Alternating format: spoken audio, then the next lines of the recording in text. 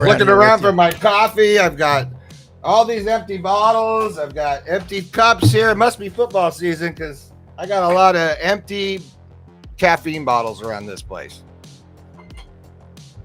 Rob Brown here with you on this Thursday morning. We got Coach Matt Dean with us, John Hartwell, Gary Harris, Brendan Martin, our executive producer in Ocala, Florida. Folks, there's a lot happening college football. One thing I've been getting a lot of people texting me on, and that is all these rules changes in the 24 season, how they're affecting the game. I know I talked with Matt, his son's on the staff, Dan Lanning out at Oregon. He's going to add some, flavor to this thing, but there have been some changes. The timeouts, the offsides, officials, is it hyper officiating? Hell, it's going to affect some games. And I also want to know, can you continue to go to 10-minute quarters without stopping the clock? That happened in the Alabama A&M game, and Doug Dean made a good point. Is that going to affect betting lines? So a lot to talk about. Smash the subscribe button in the bottom right-hand corner. Allow notifications on your Android and iPhone. And we're here with you. We got a lot to cover, all 16 SEC teams. So smash and subscribe to Sidelines. You see the QR code or Buddy Martin Show, whatever. We got them both. We got them both in here. Watch this. I do a little trick, and it goes. Because watch them all. Oh, look at that. See? Well, we're on in the morning and then Buddies at night. I love that Buddy Martin 17 hours a day we're on, or week that they bring for all of us in the SECU channel and the SECU family, everybody. So that's 85 hours a week. No, not that much content. But anyway, watch it all. There's a lot happening in college football right now. You're going to get a ton of comments. Like I say, do us in the morning, 8 a.m. Central, 9 Eastern. Do Buddy Martin, 8 p.m. Central, 9 Eastern in the evening. You will love it. It's a lot of stuff, and our man Brendan is making it all happen. He ain't behind the scenes. He's out front. So, hey, get pen and paper handy. A lot of note-taking. Class begins in 45 seconds. 3, 2, 1.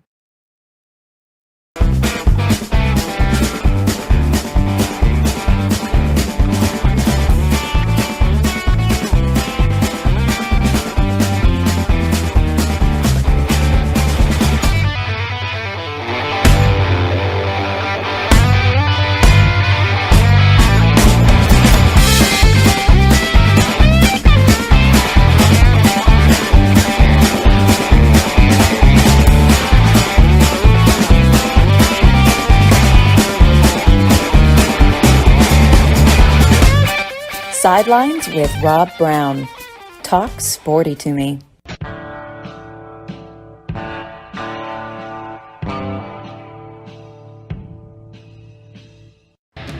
right, John Hartwell will join us here in a minute. But Matt, let's get going. And I know at some point Brendan's going to play.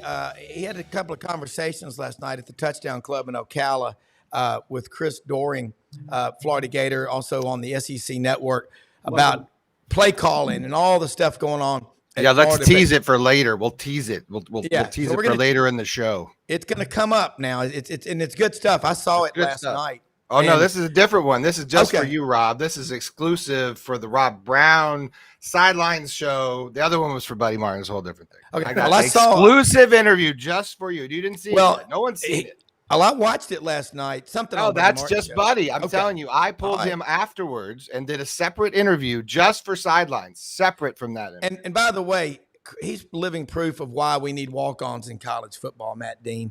I can't stand this thought of not having walk-ons. They're great stories, and every scout team, walk-on guy, every All-American, every star player will tell you how much they mean to the team.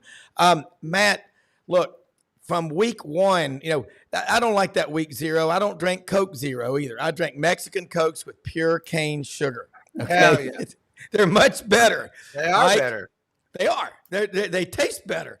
So now, look, this is what I love. Matt, let's get your takeaway. The new rules changes in college football. Shed some light on this. Well, guys, it's great to be around the table. I only get to see you guys once a week, but just know I've been watching some of your content, and let's just say there's a lot to talk about right now. Fair statement. So let's go first I want to do two things here. I want to talk about some of the rule changes, and then Brendan, I want to have a little bit of dialogue on you and some of my thoughts on the Florida Miami game. I know we've beaten it to a horse, but I have a couple of things. No. The title of the show today is from the AD's perspective. We want to know what you all think and how it, because I think it's really important. Absolutely. Yeah. So the first thing I'll talk about is some of the things that, our listeners may know that my son works on the Oregon staff, and obviously Oregon moved the football all day, but had some issues scoring points. But a win is a win, and the great thing about week 1 and not week 0, whatever you want to call it, is you now have videotape, and you get a chance to see what you did wrong and correct it in practice. And the better coaches do that. I'll give a great example last year quickly. Alabama against USF. Remember that, guys? I think it was a 17-10 final, week 2 maybe. Maybe the quarterback controversy was, they didn't play Milroy, I don't believe, that game. But you know what? He was suspended. That as a learning moment, and he took that very, very lethargic, below average Alabama performance against USF, and his team skyrocketed after that, in my opinion only. But let's go to some of the rule changes. First thing, which I think is significant, and I think if you have a really good quarterback, this helps, but you now have the communication in the headset, just like the NFL, till 15 seconds left on the play clock. Why is that important? 2 thoughts. Number 1, when you go into a hostile environment, your quarterback now is a little bit more relaxed in getting the communication to his teammates because he's got direct contact in that helmet with his offensive coordinator. That's huge, okay? Secondly, this happened in the Oregon game 2 times. It cost them drives. There's an emphasis on line of scrimmage and making sure players are actually tackles primarily are lined up on the line of scrimmage. You see this all the time. It bothers fans. Yeah. I remember a couple years ago, George had this massive tackle. It always looked like he was in the backfield. Well, you know what? They're calling it now. My only concern about it is I think consistency of that rule across the board, you're going to see some crews that do a great job of it. They penalized Oregon twice in the first half on it. In other games, you're going to be like, well, why aren't they calling it? So it's one of those things. And then finally, the thing I really like, I like the 2-minute warning. I know it's an NFL field, but it's an extra timeout. And therefore, you got to be able to finish games at 4 minutes, all right? Even if I burn the timeout and I got to get a stop to get back on the field to win the football game, I get that 2-minute warning. So now I'm in a chance maybe to get the ball back, whereas before we've been with less than a minute. And the last thing I want to say, and specifically to Brendan, because I feel your pain, brother, the thing we don't talk about enough in coaching, one of the biggest intangibles is knowing how to win. And let me give you a great example. That first Miami touchdown drive, you guys, Brendan, should have been off the field 3-0, even though it was 11-play, 84-yard drive. That touchdown to McCormick never should have happened. No. That late hit on the quarterback, okay, I'm sorry, that's coaching. Another thing, it's 10-3, it's 4th and 5 at the Miami 42. You know what I'd have done? Really good to the front. I would have tried to draw them offsides hard count. Worst case scenario, I take a delay game. I put the football inside the 10. I make Cam Ward go 90 yards. Instead, we don't get it. We kind of panic with the play call.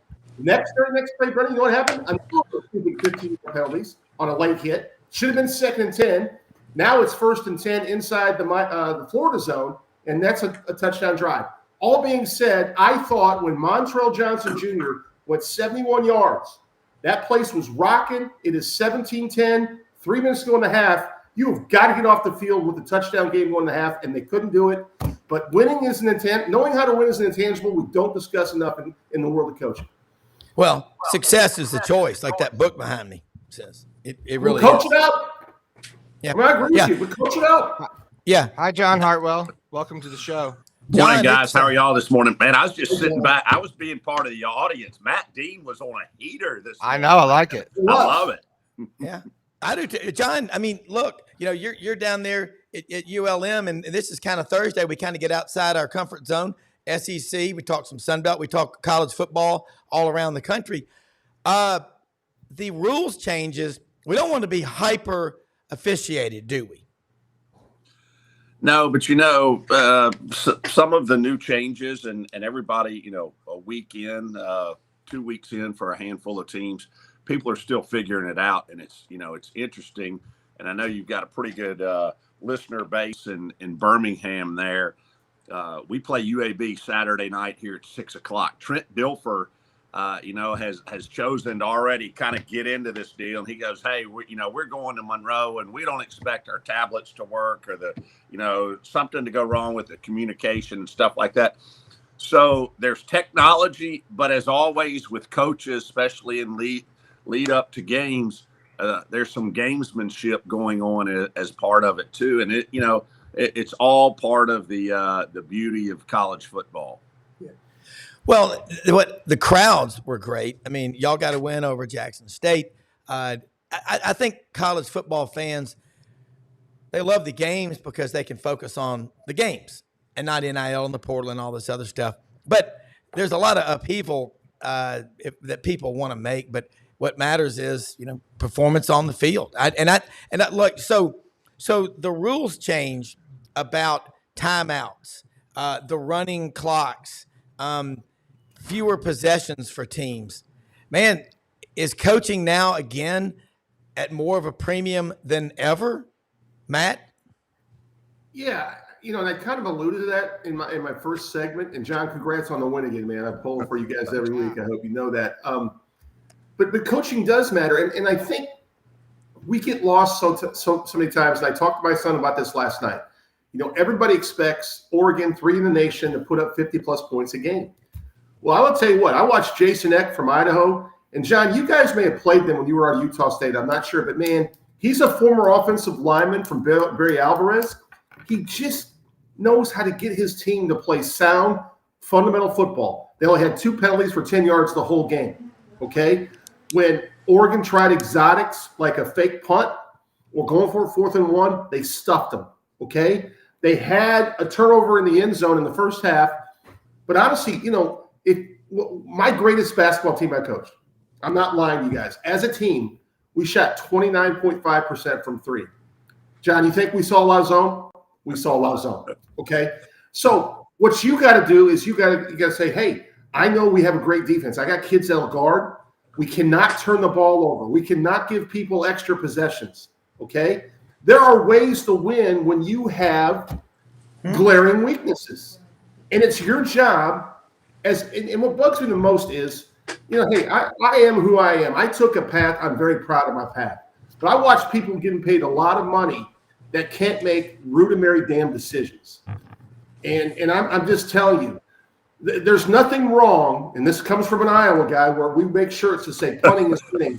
There's nothing wrong sometimes with kicking the ball 40, 45 yards and saying, hey, our defense is pretty good. Let me tell you another thing. You think Mike Norvell wishes he would have taken Cam Ward over DJU in the portal? How about those type of decisions? Huh? I mean, I'm going to tell you what. Evaluation, personnel, it all matters, guys. And right now, and Brendan, you told me this a few weeks ago, and now I really believe you. Miami's front 7, they are going to create havoc. They don't have to score a ton of points to win, guys, because their defense just pins their ears back, and they go. Yeah. Well, what I see every week now, John, the portal, Tyler Siskey was on this show back in mid-June, and he's coached at Ole Miss and Alabama. He played at Auburn, finished at Troy, coached at St. Paul's High School down in Mobile. He made a good point. He said in the past, what separated the SEC from the other conferences was that depth, those 2 and 3 players. They were really good. They ain't sticking around like they used to. They're bolting. They're up and moving. You look at your roster at ULM. Look at rosters throughout the Sun Belt. Look around the country. Are you trying to build a team, a quick fix, a Band-Aid approach, or are you trying to build a program? We saw the great you could make a diametrically opposing argument based on what you saw last Saturday. Dabo and Clemson, Kirby at Georgia. When asked after the game to comment about what Dabo's doing, Kirby Smart said, I'm not going to do that, but I will talk about what we do. We're very selective in what we get in the portal. You got to fit us perfectly like a pair of shoes or a pair of underwear. Well, that's kind of wrong, but anyway, he said, now we do it differently, but he goes, I like to have my team. So, John, your thoughts on that? I'll hang up and listen, Coach. This is Tommy from down here in Pine Level, Alabama. Yeah, and I think it accentuates a couple of factors that have always played a part in recruiting, but are especially important now when you have 1 or 2 year kids coming into your program. Obviously, we're talking about football, but it's regardless of the program. And two things that have to be drilled down on even further as you get into the transfer portal: character and fit. Is this kid going to be a fit for the culture that we're trying to build?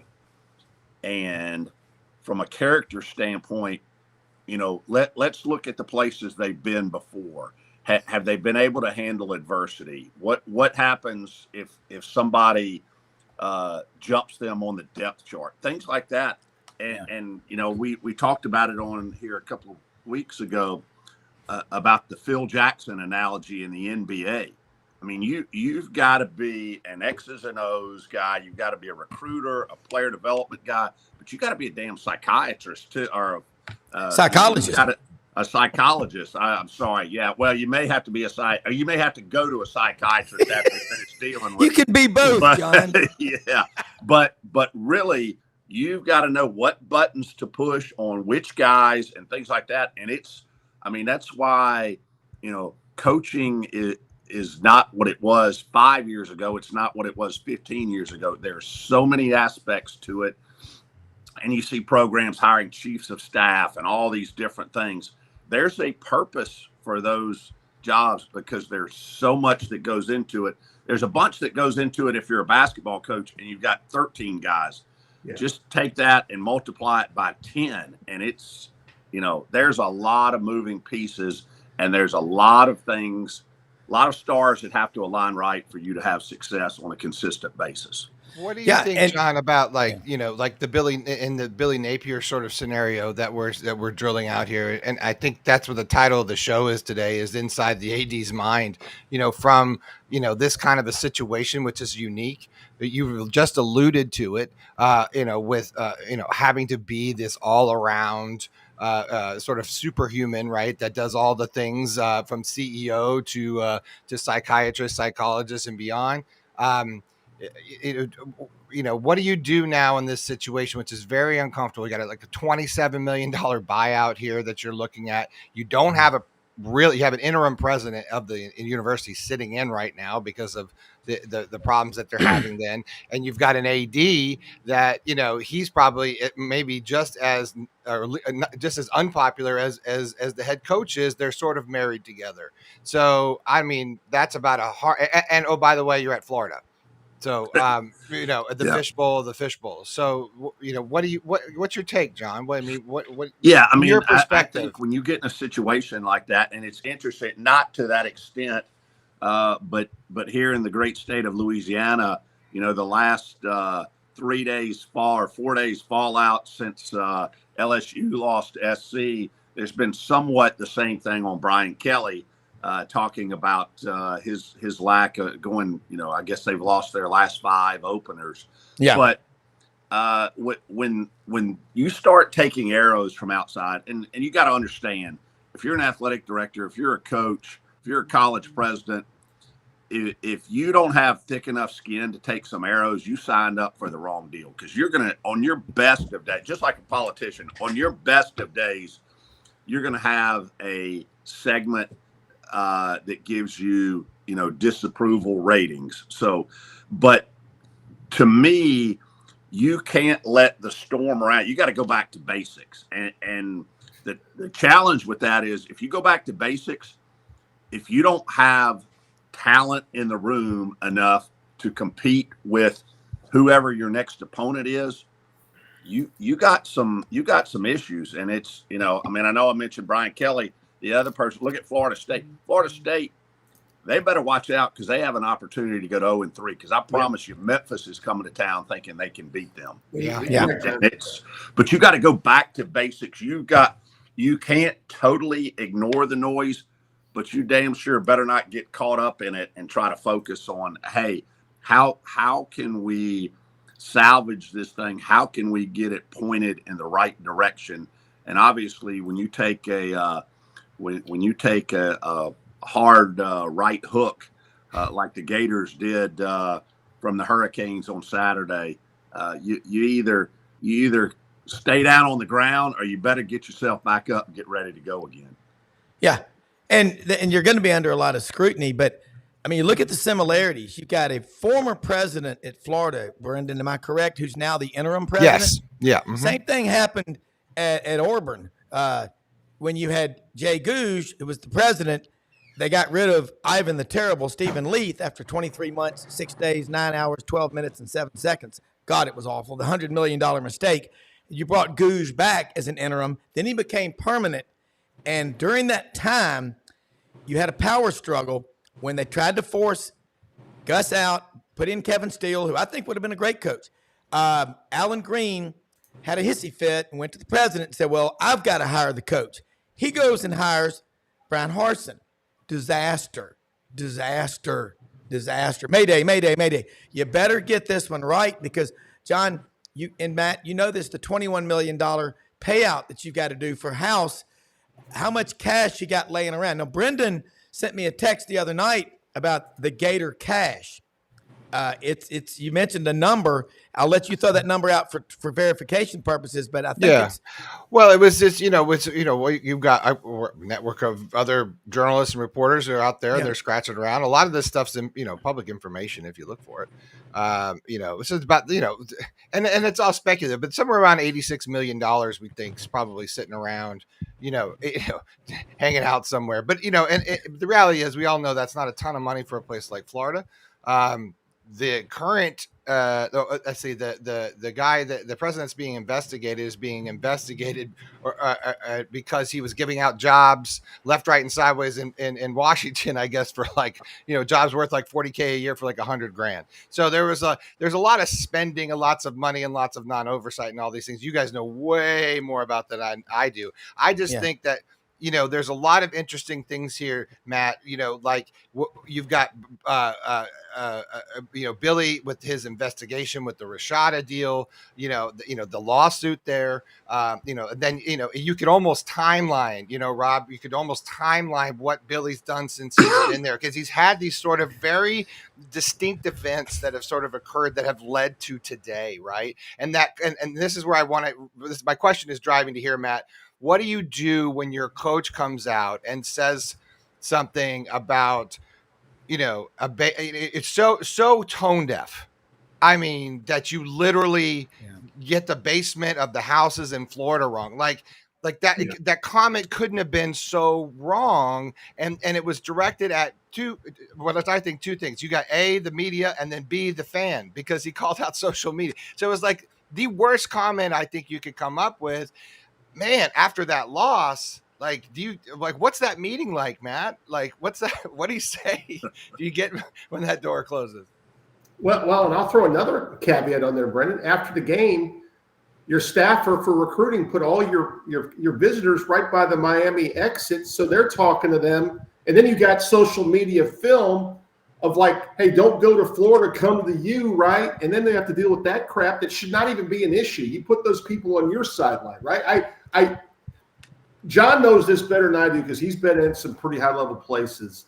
But for us, we try to educate our coaches on the front end of how to handle the media. And we don't have the same type of media presence, obviously, that John's teams do or the University of Florida Miami does. But when you see Billy's responses, like he was fighting with that damn water bottle on the presser too. Yeah. It's just like, who won?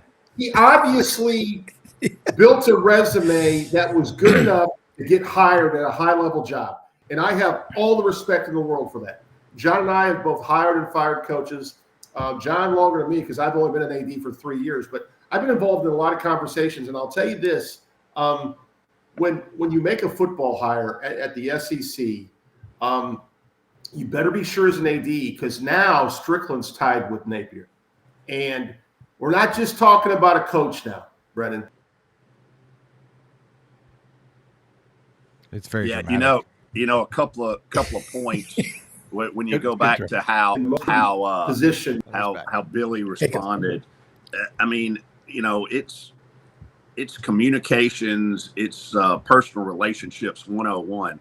Hey, when you screw up, own it. Because Yeah. if you try to deflect it, all that's Yeah. going to do is magnify it that much worse.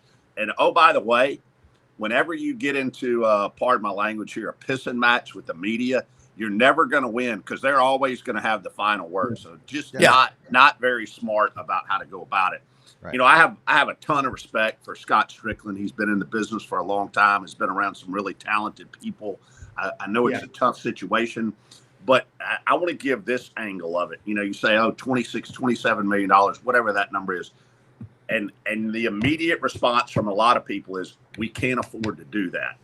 But if you look at it from a more savvy business perspective and say, okay, if we don't do anything, what is the financial impact going to be over the next 2 or 3 years? You Correct. can't get caught up in what it is today. Because if you analyze it, and I'm not saying this situation is to that point, but if you analyze it enough, you may come to the conclusion we can't afford not to do it. And I think that's what a lot of people don't understand. And it's not merely ticket revenue. It's all the ancillary things around that.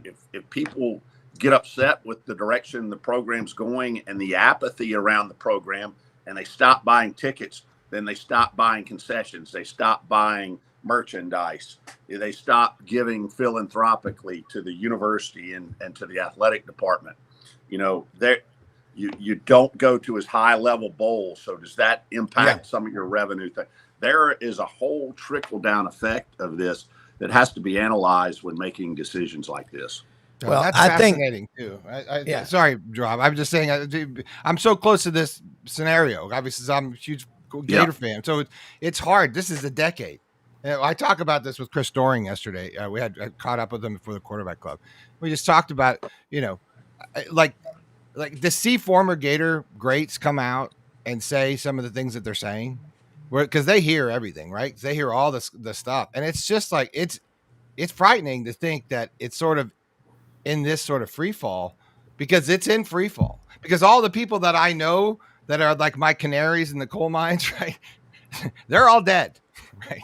Like, it's time to get the F out, man. Like, the cave is like, you got to go, pull the chute, red, yellow, get out, jump. Like, it's time, because I don't think, like you said, John, that he had ever that mindset, that psychological mindset that come in that to really, really take on this massive project. A la Urban Meyer, by the way, is a psych major, also married to a psych person who helped that. But I just think that was an interesting thing you said, you know, and Matt, what you both had said about the perspective of what it's like, you know, as far as the money, the 27 million, can you not afford it? Well, look, you can't afford 3 more bad years, in a sense of because if you start now, what are you, 2 years minimum before, you know, you hope 2 years, year and a half, 2 years, where you're going to start getting 7 and 8 win seasons again?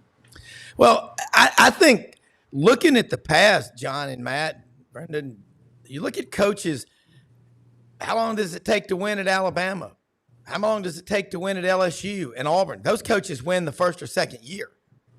I mean, here's my deal. I hang around a lot of really smart people. I work with them. I'm around them. Elite people. You want to be good at anything, train with people that are better than you. It'll just make you better. But as an AD, I like that question from Blind Squirrel Sports.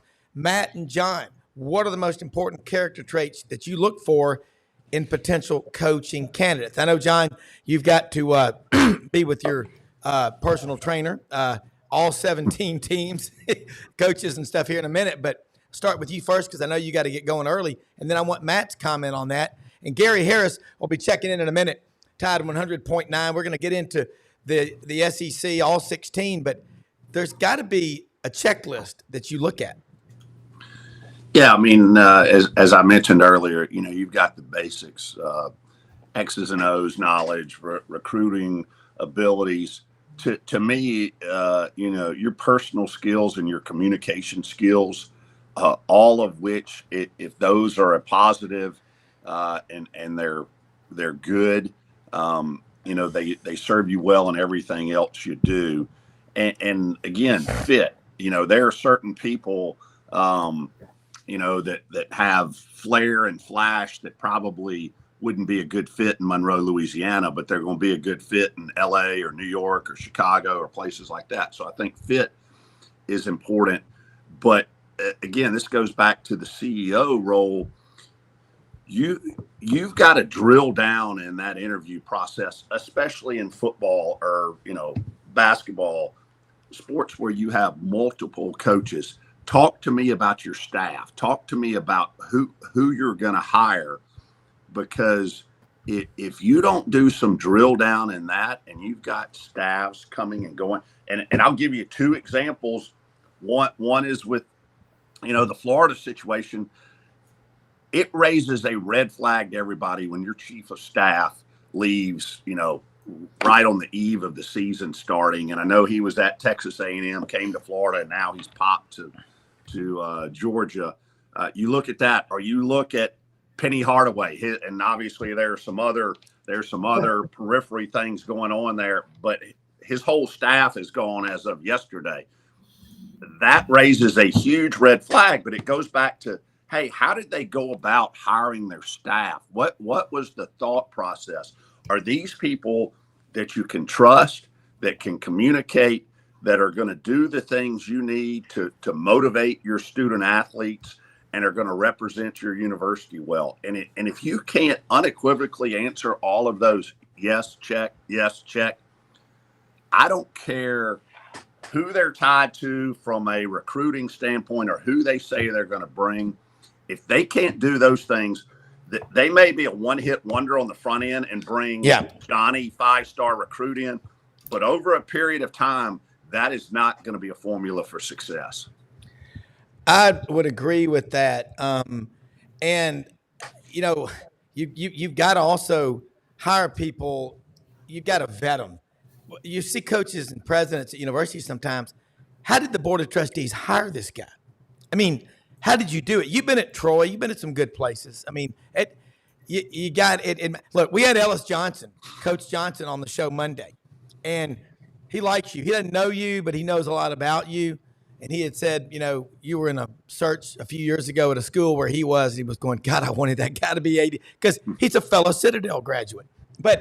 And also there's a trust factor between y'all, your honor code, and I think that's a great stuff. Gary Harris is going to jump in here with us from Tide 100.9 in Tuscaloosa. Look, man, Gary, this is, we're talking about what do you look for in coaching candidates and all like that. And do you give coaches, Brendan alluded to, 2 or 3 years to win? I mean, coaches at Auburn and Alabama, find me the last one who in his first or second year didn't have a winning season. And in the second year, you look at Nick Saban, look at Tommy Tuberville, look at Terry Bowden, inherited a program going on probation. That's a good question in a state with 5 million people, Alabama, compared to Florida with over 23 million people. And I think that's why they're frustrated. But, hey, big win for Kalen DeBoer in game one, 63-0 Saturday against Western Kentucky. And that was a damn good opponent. They play good football. What were your thoughts? Yeah, I was very, very encouraged with what I saw. I mean, I think Western Kentucky is a pretty good team. I mean, last year they were a bowl team. They picked to finish second in their league. Brought in TJ Finley at quarterback. Obviously, they lost a really good quarterback, but had a lot of, guys back. And I thought came in here with an idea of making it a competitive game. And Alabama made a lot of big plays, as we know. I don't know that I've ever been a part of a game when the first half where one team ran 20 plays, another team ran 51 plays, and the team that ran 20 plays had 360 yards offense, and the team that ran 51 plays had 100 and something yards of offense, and the team that ran 20 plays was up 42-0. And then this week I've heard a lot of analysts talking about, well, I want to see Alabama going, some sustained drives. Well, yeah, I get that, but what are you going to have a guy do? Fall down so he doesn't score? I mean, I agree. When you have a chance to make an explosive play, you make it. So, but I thought there was enough mistakes that it's like you win 63-0. You go for 600 yards of offense, have a ton of explosive plays defensively. Get a couple of interceptions, harass the quarterback. In the second half, Western Kentucky did nothing on offense. Now, they did have a 21-play drive in the first half. And that's where a lot of that time of possession and the number of plays came into, but they didn't get any points out of it. But there was enough that didn't go right that I think really they had some coaching points for this week. And I think they'll gear toward this game, even though this coaching staff wasn't here. Most of them weren't. And a lot of the players, some of the players that were on that team aren't here anymore, but a lot of them are. I think this is one of those cases where even though Alabama won the game last year, that the players that were down there in Tampa feel like they've got something to prove. So it's a good situation in that you won the game, but I think that a lot of the players were embarrassed by the performance. So I think they'll have plenty of incentive this week against South Florida. And if they take the proper steps and go from week 1 to week 2 and improve, they should have another one-sided victory, although I don't think it'll be quite as lopsided as this one was when you consider South Florida's got 17 starters back, plus both their specialists. Matt, you and John both you heard that. I watched a lot of that game Saturday. I'll throw this one to you, Matt. The power of the peninsula. That's going to be a great test for Alabama to go play at Wisconsin. I mean, I do. And Matt, you know Big Ten football really well. Yeah, but the Tide are built for Big Ten football, ACC football. I think they're built for anything. Football, man. When you got line of scrimmage play and you can turn around and run the football, and anytime you do an RPO, you got a quarterback can go 80 yards. I mean, Gary's exactly right. I mean, that's an incredible stat. I think Wisconsin, I watched some of their game. I believe it was Western Michigan or Central, one of the Michigans, not the U, but they were 21-14 in the fourth quarter. I just Western think Michigan, Wisconsin doesn't have the skill that Bama has. Historically, they've always had great offensive line play. So because of their crowd, maybe they can hang in there 2.5, 3 quarters. But, yeah, after week 1, that's not going to be a game, in my opinion. I'm not, you got to take it one at a time. It's on the USF if you're Alabama. You're not even thinking about Wisconsin right now, obviously. But getting back to your point about what I look for in a head coach and why I think so many head coaches are recycled is I'm always looking for someone that has accountability. Because in adversity, when you go to that locker room or you go to that media podium and you get your tail whipped, I'm looking for someone who's going to stand there and say, hey, this is on me. Me and my staff need a better job of getting these young men ready to play. Next question. Yeah. And you know what?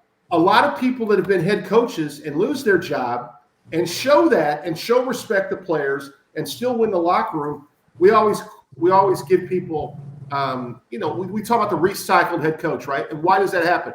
Well, because there's a trust factor. I know that person I just hired has done it somewhere pretty well, and for whatever reason, it didn't go the way they had hoped.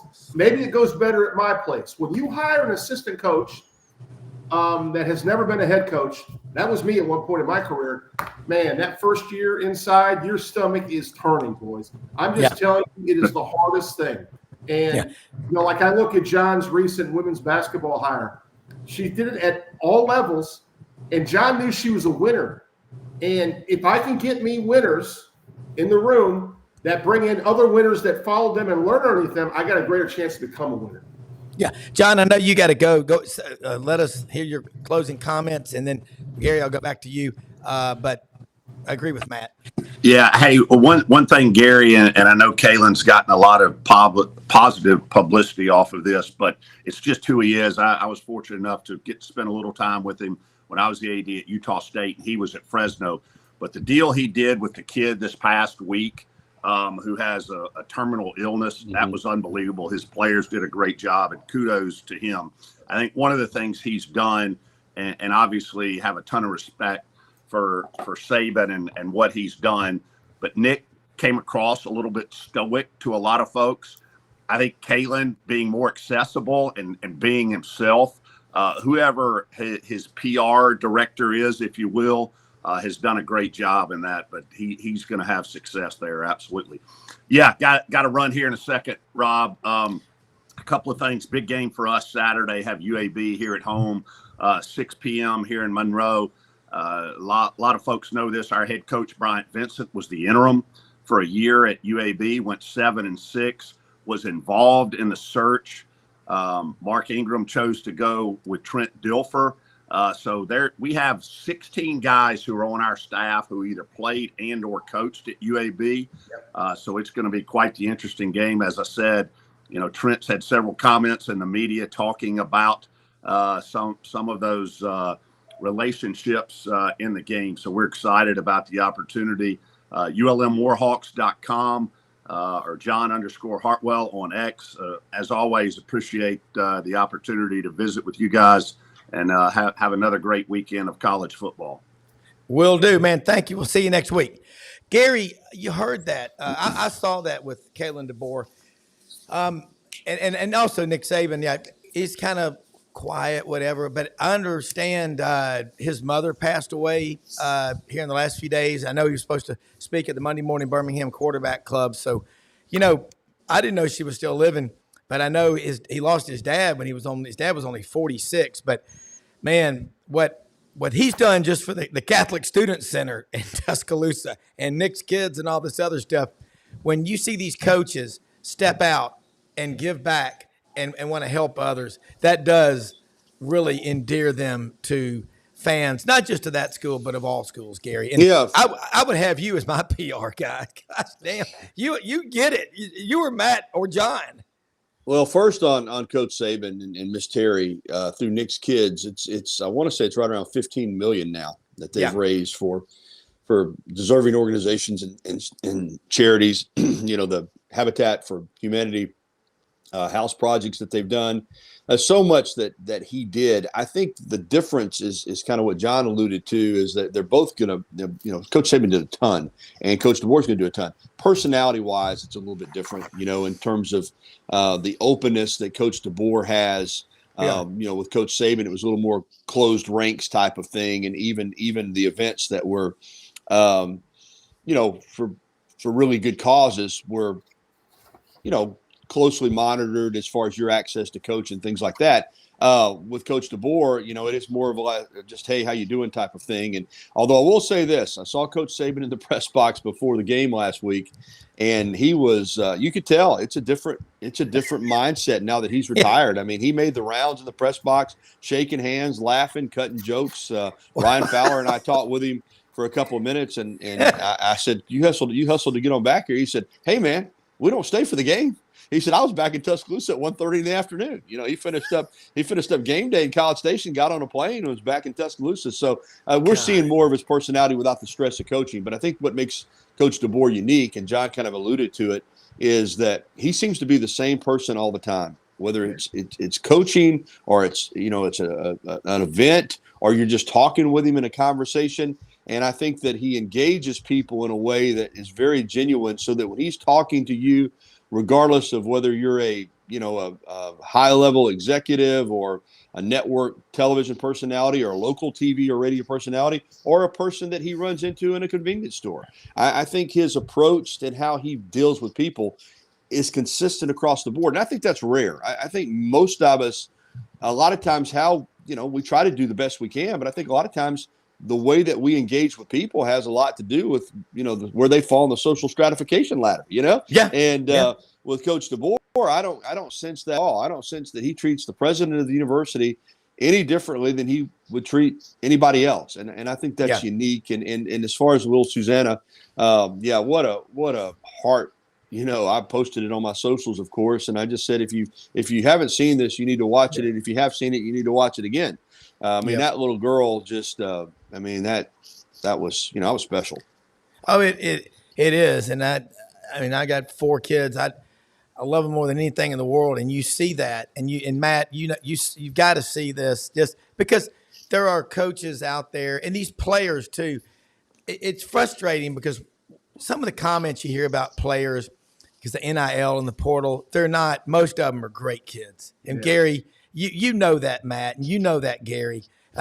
Y'all, and right after this show, do yourself a favor. Go to Tide, put the Tide 100.9 app on your phone and watch Tider Insider TV with Rodney Orr, our friend who's on Tuesdays from Tider Insider. But these guys get it, okay? They're going to come down when they need to come down, but they're going to tell you what's going on. The local beat writers, day in and day out, they find those stories. Some guy flies in from out of town. Oh, wow. he doesn't get those stories. Matt, your thoughts on what Gary just said about Nick Saban? I think it's really cool because he's going to be a voice on the college football arena for a long time. I mean, it looks like he's got pretty good genes. No, I had a chance on social media, Gary. It may have been a repost. I follow you, but I saw the segment you were referring to, and it was pretty. I mean, it's very touching, and those moments, and they happen in a lot of programs in the country when you have the ability to reach out. Just being an Iowa fan, I know the first quarter wave is a pretty special deal that visiting teams even participated, right? With the way the University of Children's Iowa Hospital is just elevated over the stadium, and they're actually watching the game and they're waving to the players and kids and vice versa. I was actually, true fact, I didn't know it at the time, but back when Wyoming had Josh Allen at quarterback, I was at the Iowa-Wyoming game, and at the end of the first quarter, this is the very first time they started this, and I was talking to my buddy. I'm like, wow, this is interesting, and then it has just grown. But the thing about Kalen DeBoer that I really like is Gary kind of described it really well, but it just seems like he could be in your living room, he could be in the press box, he could be at the sideline. He doesn't seem to get too rattled, Gary. I mean, I think he's pretty locked in, but it's not like he lives in a silo either. You know what I'm saying? I will say this about Saban, man. I thoroughly enjoyed him on game day.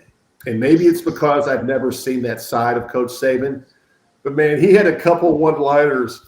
And a little bit of it was a dig, with like, I don't care if you have a $20 million NIL budget. If you don't get the right dudes, you ain't worth a blank, right? So and he's true, 100% true. And I just really enjoy him. I hope he continues to do it throughout the years. But, the great thing about Coach is he took that wheels up, got back to Tuscaloosa. He was in the press box, high-fiving Gary. That's who he is. I mean, I think people don't realize, his roots too. I mean, he worked very, very hard. I think we talked about this last week. I didn't realize he coached Matt Eberflus at Toledo, and I'm a big Chicago Bears fan and pulling for them. And just the way he stays connected with his former players. He doesn't need any post about that. He just does it. His players love him. They come back. He goes to see them.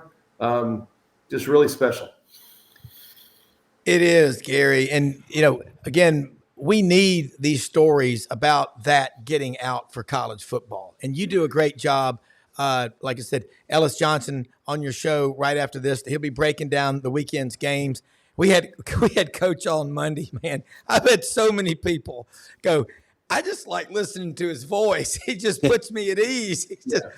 He's got a little bit of a Southern accent. He's got that smooth Southern gentleman accent. He really does. And he says Citadel roots, and I've gotten to know Coach Johnson pretty well. Knew him, first met him obviously when he was coaching here with Mike DuBose, and kind of forged a relationship with him. But you were able to get him on. He is so good because. Thank you, by the way. He shoots straight. I mean, he has no reason not to. He's not coaching anymore. He doesn't hold back. But as you said, it's just kind of a smooth delivery, and he's very objective, I think, in his approach and his analysis, which makes him fun to have on because he's coached in so many places. But I don't think when he's picking it, when he's looking at a game, he's not looking at it from, well, I spent time at this school or that school or this school. This is just what I think. And but he's been a good guest to have on. But getting back to Coach Saban, what Matt was talking about with how good he is on TV, and I think that's what we're seeing now is that when he was coaching, the singular focus, the drive is just it's an intensity that very few people have. And you mentioned how hard he worked. He still tells a story, everybody, you wouldn't believe it. But when the money started going crazy with coaches, and he was the reason for it, he said, "You know what? I worked just as hard when I was making $6,000 a year, as I do now. It's got I don't do it for the money. I don't let my." And I believe that. Some coaches, that was obvious. And I think that's his biggest gift. But now that he's out of it, man, we are seeing he can be funny. He can have one-liners. And as a media person, like I said, now that I'm not having to cover him, and that guard is down. I mean, when he was in the press box the other day, it was just fun. Just talking with him, watching him make the rounds, and just be as relaxed as he was. So, I think he's Now, again, never say never because he's a young 72, and I don't know what might happen in the future. I don't think he's going to coach again, but I think he's enjoying this aspect of his life. And there, I'm looking. I guess somebody posted a video. I'm looking at McAfee and Coach Saban. You see the differences in their personality. It almost looks like Coach Saban is looking at him like doing What a are you psych doing? evaluation. I think he's a Section 8, okay? What are you doing? All right, guys. Well, listen, I got to bug out just a little bit early because I've got to get across to the other studio and get some stuff. Tell them how they situated. can follow you. Yeah, on Twitter, it's at Gary Harris _WVUA.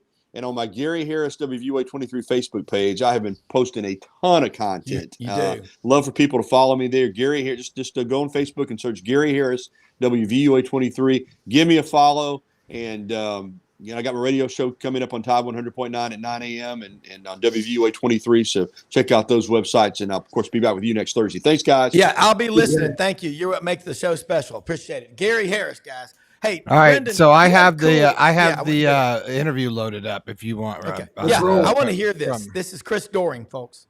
Yeah, Chris Doring from the Quarterback Club yesterday or last night at in Ocala, Florida. So here you go. Okay, standing here with Chris Doring, one of my good friends, and somebody that has been vocal early, I think, this summer, where you were sort of, I think, set sort of some of the trend with, you thought that after a practice, I think you went to, that Florida looked a little, like they were a little more prepared. Yeah. You said, I think, 7 wins or something like that. Yeah, I thought they looked better in the spring, having a chance to be out in practice some in the summer.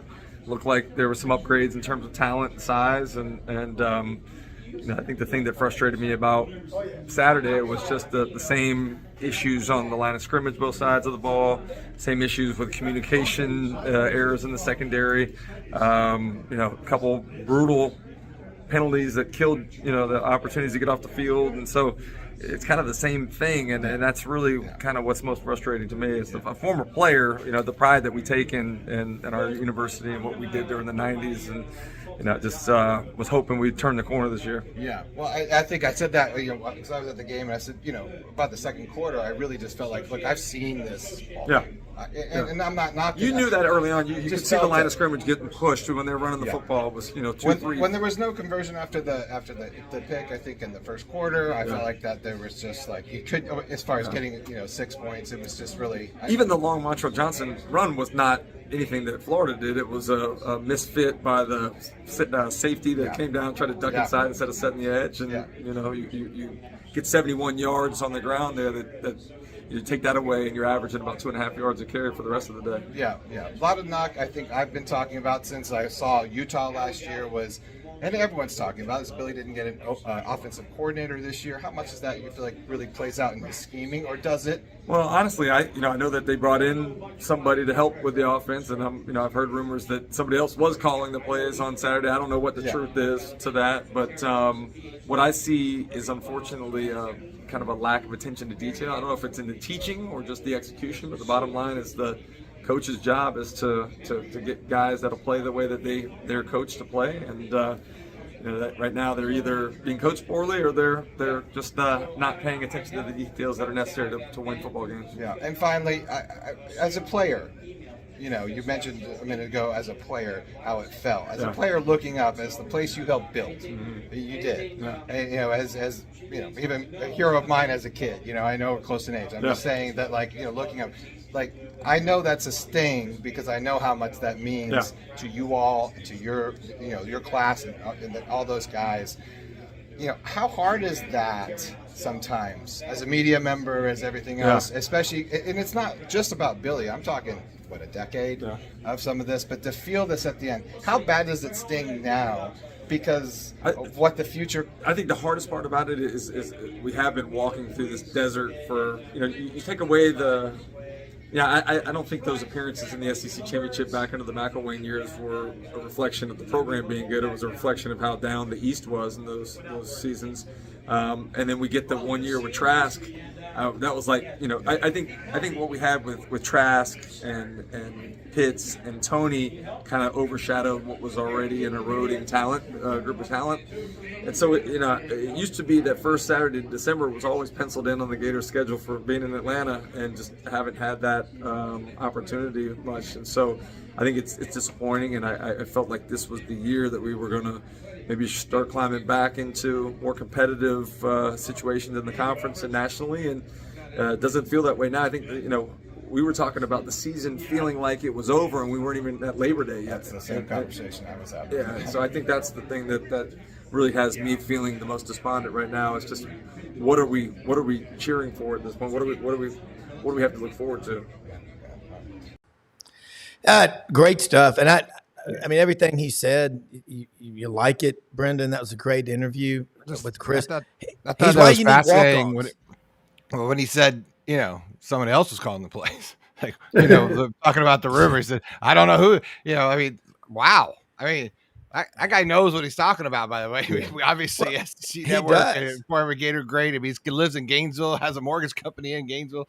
I mean, for him to say that is something. I mean, what do you got? What is your take on that, Rob, Matt? Like, what do you think about that? You know what I think? I think the truest thing he said was those appearances in the SEC championship game by Old Yeller, as Franz Beard calls him, Jim McElwain, were not necessarily a reflection of how strong the program was. It was more likely how bad the East was, how weak it was. And you have to be able to read in depth what's really going on. And you look at programs, money alone, if money can solve it, it's not really a problem. Sure. And that's the thing. You got to have the right people. But Matt, your take on that? Yeah, Matt, what do you think of you now you got that's disarray. That's a problem. That's a thing. When if you got your former guy who's a representative out there for your program, walk on, has all the great story of all time. And who was the guy that came out early that really changed the narrative if the Gators were going to be good this year? Because he said they were going to win 7-8 games. Great content. I think for me watching it, if I'd have heard that in the radio, let's say, it'd been different, but you could see the pain in Chris's face. Even though he was real classy, he was trying to be very professional. He's the one guy on the SEC network and TV station I love when he breaks down a game. Doesn't matter if it's a horror game, whatever. You know what I'm saying? So the fact that he came out this summer and went to a practice, Brendan, and said, hey, it looks like maybe we got more things going here. We're 7-8 win team. I do think, underlying, going back to my very first point about the intangibles of knowing how to win. He mentioned it. Those two plays we couldn't get off the field, right? Yeah. And even the fact that Johnson's big game was a breakdown in their defense. He just knows his stuff. And, man, I guess because I've been an Iowa fan, Brendan, I have my own set of problems. But, I didn't realize. Group therapy here, my friend. I like you. I love how Iowa. long it's been, in terms of your prominence, because I was watching the Swamp Kings this summer on Netflix, and I was doing some other things. You go back to Spurrier. I'm like, there's always been a swag on your sideline the last 30 years. I mean, from Spurrier, even Urban Meyer, no matter what you say. Heck, I'm not trying to right the ship here, but I thought Dan Mullen brought a personality. You know what I'm saying? At least, the one time he goes on there with the Darth Vader costume, whatever. I mean, right now, I'd take me some Dan Mullen right now. I know. I'd take me some Dan Mullen right now, dog. That tweet the other day about he went to 3 New Year's 6 bowls his first 3 years. And again, someone texted me and said, hey, man, we don't want to have the Billy Napier death watch. It's not. It's more what it is it's about all coaches. I mean, you can apply this to a lot of schools. But what I saw, you're right, with Chris Doering, this is a kid who probably walked and sold Cokes and programs to Gator games growing up. And you find kids like that at all these schools. Remember Bobby Humphrey, great running back at Alabama, used to sell Cokes at Legion Field growing up in Birmingham, had a hell of a career at Alabama, and then his son Marlon was a hell of a defensive back on the national championship team in 2015. But you could see, you're right, the hurt. Last year, Chris Doering, if I'm not mistaken, guys, thought the Gators would win maybe 4 games or 5 games. No, yeah, I interviewed him almost the exact same time last year. There you go. A week earlier before that, and he said he thought they were not very good. And he said, I don't think they're going to win 5 games. You got to have truth brokers. I mean, there's 2 kinds of people in the world. There's the people who just drink the Kool-Aid just because they want you to like them. I ain't one of those. I don't give a damn. I'm going to tell you what I see, and if I'm wrong, I will definitely admit it. If you're a cute chick, though, I'm probably going to be nice, though. I'm just going to exactly. Well, I'm not. I'm going to put that out there. Yeah. I do want to say one thing, guys. Rob, I got to say one thing, and Brendan too. Yeah. And I know this probably is an old take, and it's probably something you don't want to hear. There is a chance that Miami's a top 5 team in the country right now. I'm saying right now. Stay healthy. If they stay healthy, I don't know about their depth, but they made a great decision. If you had that same game, and who was the guy that's at Wisconsin now? That was Van Dyke. Was that the quarterback last year at Miami? Was that 2 years ago, whatever? Cam Ward, the difference, him alone has made that team. It's amazing. Some of the plays he made and his just pocket savvy. I saw him the last 2 years, guys. He's the real deal, man. He is. I saw him. I mean, I was obviously shooting on the sideline. That little Kerwin Bell, like that little sidearm deal he's got going on there. Like that's pretty sweet. It just shows mobility and smartness and awareness on the field. It shows that you think about where your arm is in position of defensive line. I mean, that's the intangibles. Those are the uncoachable things, right, Matt? The things that it's just like they talk about the John Elway knowing the sack's coming from his blind side. You just know, right? You just have that certain extra gear. No, you're right. Cam Ward started his career in San Antonio at Incarnate Word. Yep. I think he threw for 5,000 or 6,000 yards. And Brendan made a good point to me the other day. He said Miami went out, recruited him, a big boy, offensive and defensive lineman, got him a big boy quarterback. Mario Cristobal knows what a player looks like. He was at Alabama 4 years, National Recruiter of the Year twice, played at Miami from 86 to 90. He knows the lay of the land. But I tell you what was interesting, that they've only had 1 double-digit win season at Miami in the last 20 years. That's hard to believe because year 3, right? I mean, this is year 3. Okay, so there's the difference. There's the difference because these 2 programs are very, very similar in a lot of ways. Yeah. Well, there's your year 3 difference. Yeah, and let's switch gears. I want to ask you, Matt. You watched Texas A&M against Notre Dame. How good is Notre Dame? Texas A&M's offense was not very good. I know Ruben Owen, the running back. I think he's out. But it's who was it? Ron Higgins. Brendan was on the show Monday from down in the Shreveport Bossier Journal. Yep. He said the Aggie fans are the most desperate, fans because they have all this money. They have everything. It's like that guy on the sales floor. He goes, my guy, I could, if we get some more of those bonds, I could sell them. Well, you go get another $2 million block. And then he's like, my guy said he's not interested. Oh, he was 5 minutes ago. You give people everything they ask for. And 80% of the time, they still can't sell, to a troop train. Okay? Yeah. That's just the way some people are.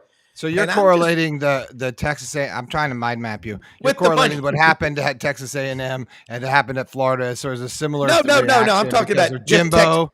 I'm not about Florida. I mean, it's just really about Jim. Yeah, with Jimbo. Yeah, with the money, you can't guarantee somebody $75 million and expect that not to affect them. And Jimbo basically. He didn't let Petrino. I thought he would, but he didn't let Petrino call plays last year. He didn't have that freedom. Now look at Sam Pittman. He's like, man, I love Bobby Petrino. I mean, he's going to be his biggest fan other than his own children. But no, I'm just saying about A&M is that they have everything you could ask for. Their fans are incredible. I mean, they will come watch you play air and stay in the whole game. Florida is packing 90,000 plus at like 190. And if that first game, it was as busy outside the swamp on Saturday as I've ever seen it in a long time. So John mentioned it earlier today. At what point? Because I'm telling you right now, Florida fans pissed. I mean, pissed. Yeah. I know. Listen, I know Florida fan. I am a Florida fan. I mean, everyone's like done. Like, I want to get the pitchforks out. We're gonna go march in the streets and we're gonna go get them. Like, it's like like it's mob mentality now, and we're reaching that point, which is going to be interesting to see how that plays. Matt, pressure from the outside, from the fans. You know how this works. How difficult of that is it to manage from your perspective when you're AD or even coach? You've done obviously both things. Yeah, expectations are very difficult, Brendan, to internalize sometimes when you're in that spot. And you guys have made a comparison. This is year 3 for Billy. We just talked about year 3 for Mario. I'll tell you the guy I was impressed with Saturday, guys. The swag, Marcus Freeman, had the sideline. He walked out with that offensive line. They were talking to the Aggie fans there at the tunnel. He's like, you know what, guys? We're going to line up and knock the tick out of you, right? Yeah. We are going to go there and smash you. And Notre Dame looked like a playoff football team on Saturday on the road, tough environment. Hey, I was an Aggie for 4 years with my son being there. I was at the 7 overtime game when the Aggies beat LSU 74-72. It's a tough place to win at, guys. Well, I'll tell you something. The Aggie offense, let me tell you, the Aggie offense, you think you got problems with Florida offense? We go watch watch the Aggie offense right now. Yeah, that's what I was trying to say is that I wasn't trying to compare A&M and Florida on anything. No. I think it's a good comparison with the Jimbo Fisher thing. I think it's a good – I was agreeing with you in a lot of ways. But how about this? The guy that gave him $75 million is now the AD at Ohio State. How does that work? Exactly. Yeah, how does that guy still have a job? He should be in the witness protection program. I'm at Rhodes College. I could give someone $75 million. I have no problem doing that. Yeah, well, let's go back. The Florida fans have always supported that program, and so with the A&M fans. There's 23 million people in Florida, about 30 million we know of in Texas. But I tell you what, Mike Elko, he won 9 games at Duke. Yeah, he's a good coach. Offensively, man, Connor Wegman. I mean, look, quarterbacks. How long does it take? Shook Jordan used to always say, "Don't wait to be great, son. Kickoffs in 5 minutes. I need you today." What are you waiting on at Texas A&M? Now they've got again everything going for them. They got look. It's a long season ahead. Yeah, they've gotten their loss in, but they don't want to lose another one. Looking down right now, based on what we've seen, guys, in the first week, man, Ole Miss looked really good. Mm-hmm. Mississippi State, they're going to give you everything they've got with Jeff Lebby. That's what they do. I don't think Lane Kiffin leaves Ole Miss, though.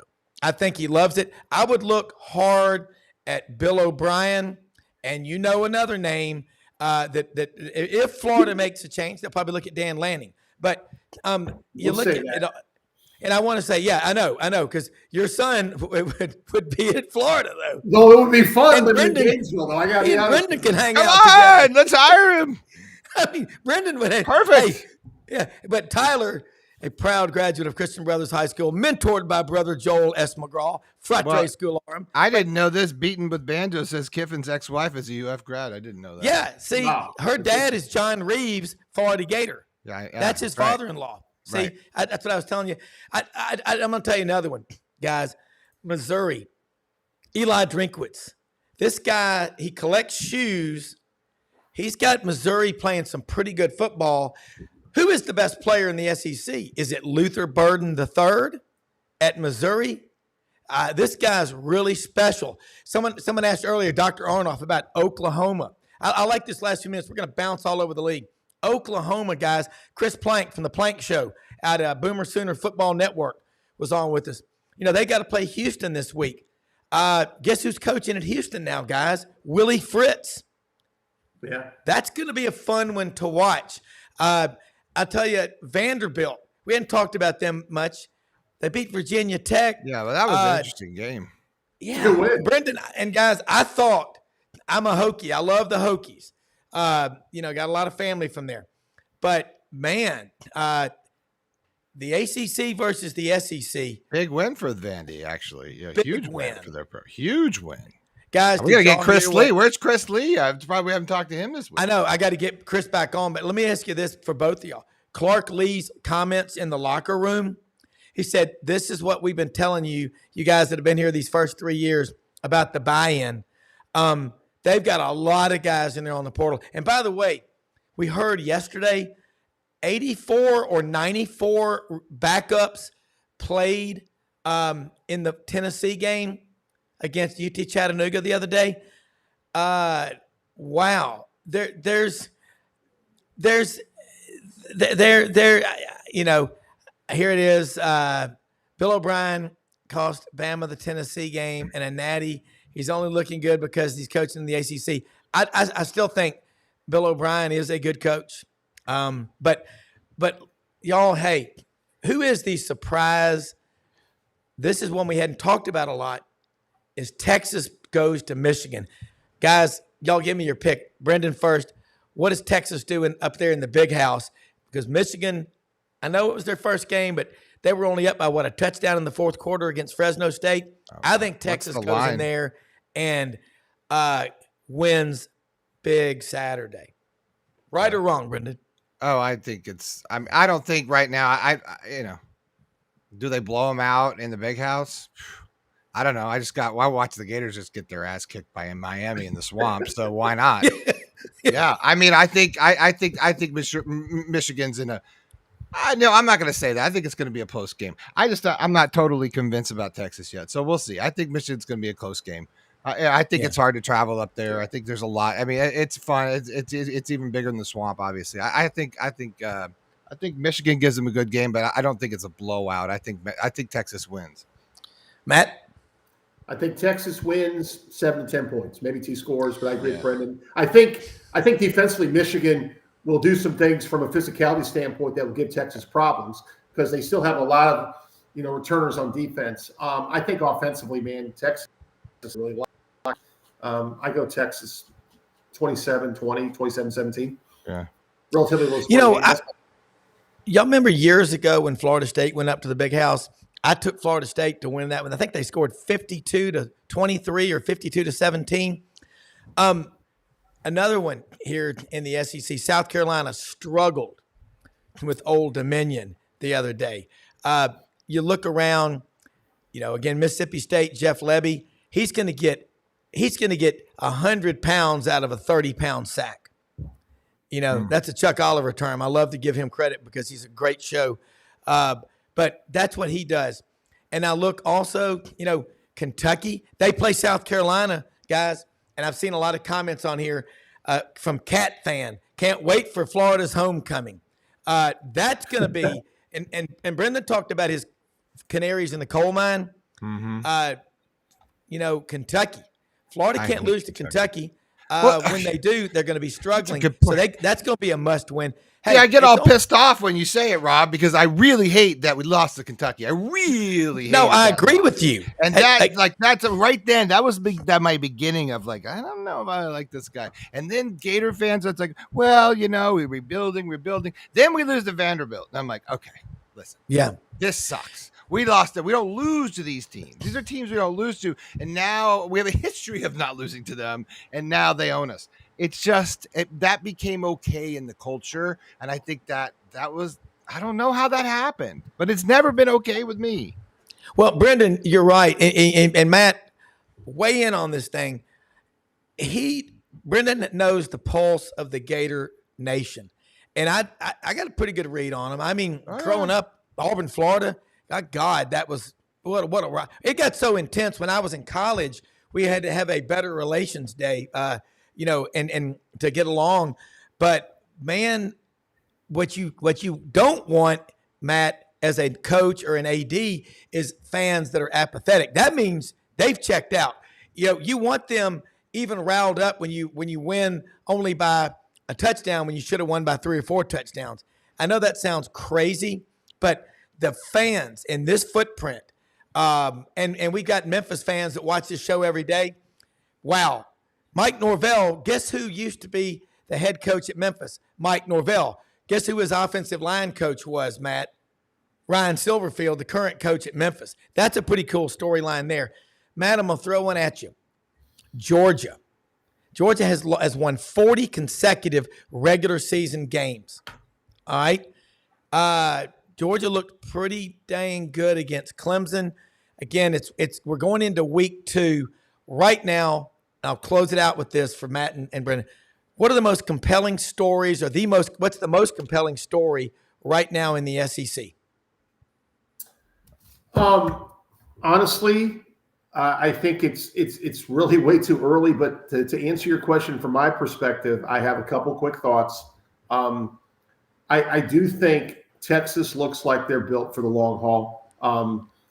And I think the Michigan game gives us a really good indication nationally, not only the strength of Michigan, this is a home game for them, but like I look at what Texas did at Alabama last year. Texas is not going to be worried about going up there. And unfortunately, Brendan, I do think a story we're going to hear about every week is going to be, is Billy going to make it out of the season? And I hope things get better. The one thing I'm going to tell you that could save, in my opinion, strictly my opinion from being a former coach, DJ Lagway's a 5-star, and because of Mertz's concussion, looks like he may get the start. I don't know the scoop yet completely.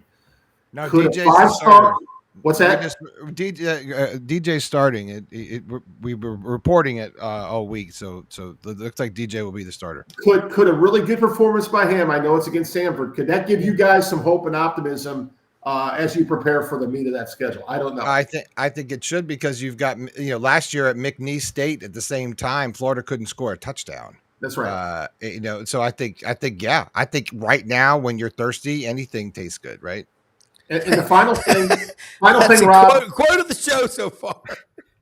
Final thing, Rob, is I know the LSU lost a tough game to USC, but I don't think it's fatal. I look at their schedule. I still think LSU is 10-2 overall and in the college football playoff. Got to get those players better disciplined, though. Taking off helmets and celebrating and doing this. It's correctable. It's correctable. Yeah. Hey, Brendan, would you rather have LSU problems right now or your own problems? No, I'll take LSU problems. I'll take Vandy's problems right now because they're 1-0. It's correct. That's like saying someone saying they gotta deal with their taxes. They gotta pay a lot. They got a really good quarterback. Nussmeier's a really good quarterback. They're going to win a lot of football games. Hey, but Ron Higgins brought this up Monday. I love this going all over the league like this. Ron Higgins pointed it out. There wasn't a single designed run play for Garrett Nussmeier in the LSU Southern Cal game the other night. Again, there's a long season to go. And what I want to see is SEC teams be successful. I'm a conference guy. All right. So you look at Tennessee. I mean, they've got a big one against NC State Saturday in Charlotte. Vince Ferrara was on yesterday from the Sports Animal up in Knoxville. Look, going I-40, the Tennessee fans, they're all over the state and all over the region.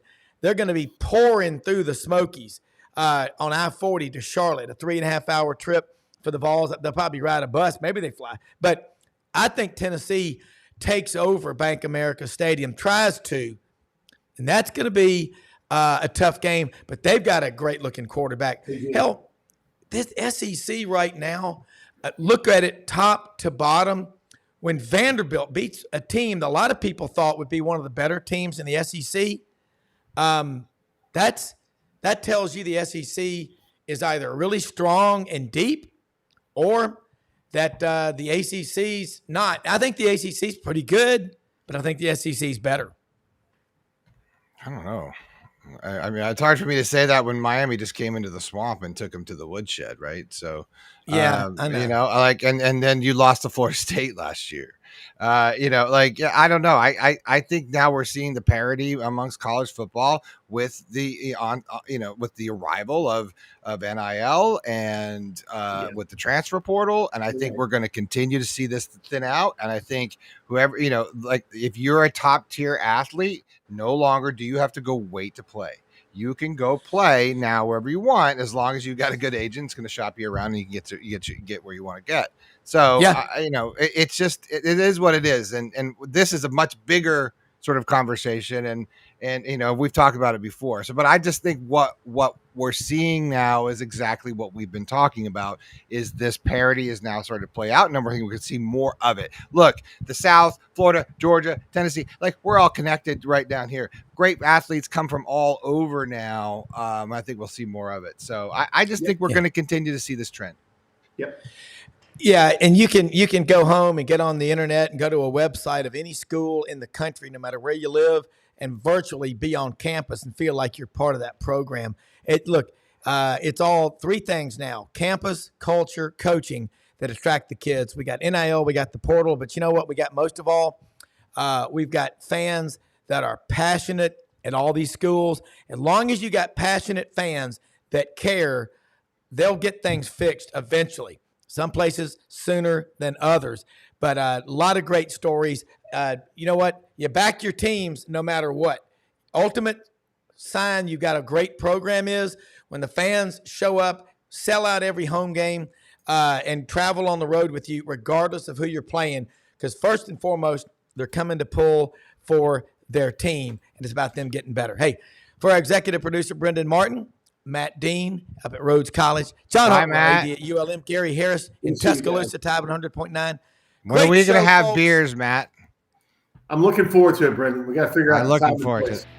Yeah, wow, that's always a time and place for beer. We'll get everybody together here, Matt. You'll love Brendan. He is a trip. He's taller than Chris Goring, by the way.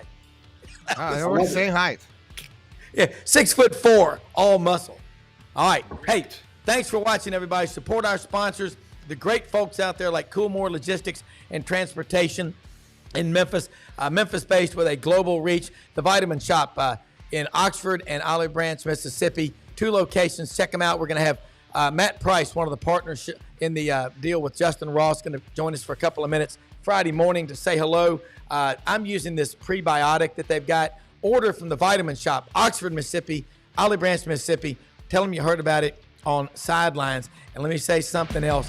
Chad House and the great folks, ECSHouseIndustries.com. It's harvest time, folks. It happens because of House Industries. See you tomorrow. Thanks for watching. God bless America.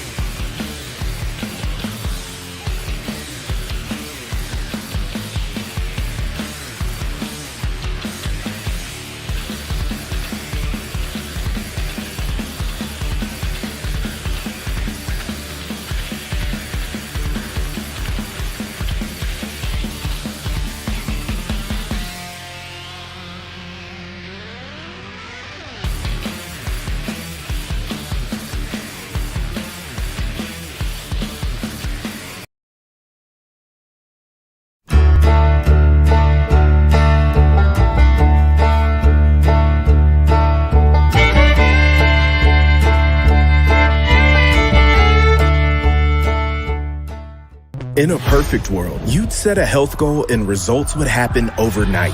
In this world, the real world, it takes time, dedication, and the right support to achieve your best self. The Vitamin Shop's health enthusiasts are here to make sure you're not wasting a single moment on the wrong supplements. From the highest quality sports nutrition and superfoods to the most sought after trends, you'll find a huge variety of science-backed solutions for every goal.